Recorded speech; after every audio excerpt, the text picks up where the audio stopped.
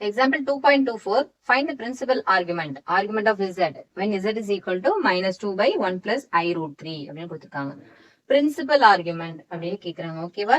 நம்மளுக்கு first z is equal to -2 by 1 plus I root 3 அப்படின்னு கொடுத்துருக்காங்க இல்லையா? இந்த காம்ப்ளெக்ஸ் நம்பர்ல டினாமினேட்டர்ல I இல்லாத மாதிரி மாத்திடும். அப்படின்னா என்ன செய்வோம், நம்ம காஞ்சுகேட்டால மல்டிப்ளை பண்ணுவோம். ஓகேவா? இதனுடைய காஞ்சுகேட் என்ன? காஞ்சுகேட்டுங்கிறது என்னது?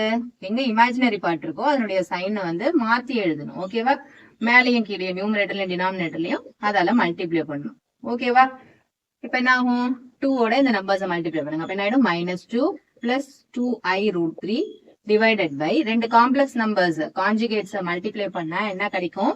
Real part square plus imaginary part square. ஓகேவா?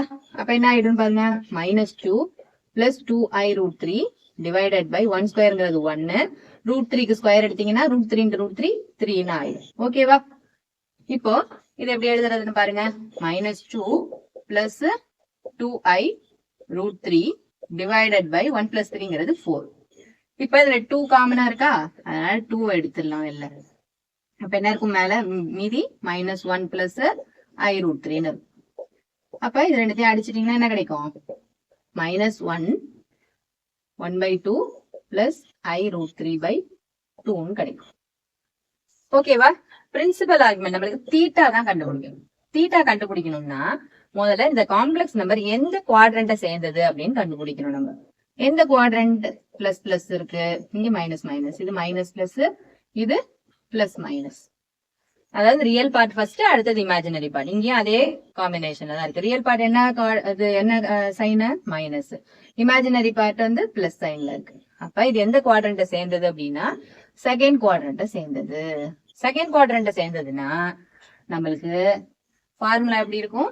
By minus alpha. இந்த ஆல்பா அப்படிங்கறதோட வேல்யூ என்ன நம்மளுக்கு?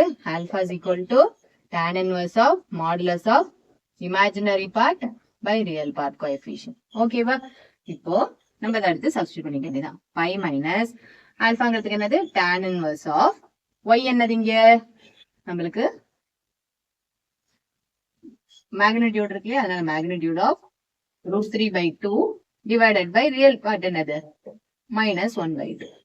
ஓகேவா? இங்க டினாமினேட்டர்ல 2, டினாமினேட்டர்ல 2 கேன்சல் பண்ணிக்கலாம். which is equal to pi minus tan inverse of √3 இருக்கு, இங்க -1 இருக்கு. அப்ப என்ன ஆகும்? -√3 இருக்கும். இந்த மேக்னிடியூடுக்குள்ளார மைனஸா இருந்தாலும் பிளஸ்ஸா இருந்தாலும் என்ன ஆன்சர் நம்மளுக்கு கிடைக்க போகுது? பிளஸ் பாசிட்டிவ் ஆன்சர் தான் கிடைக்க போகுது. ஓகேவா?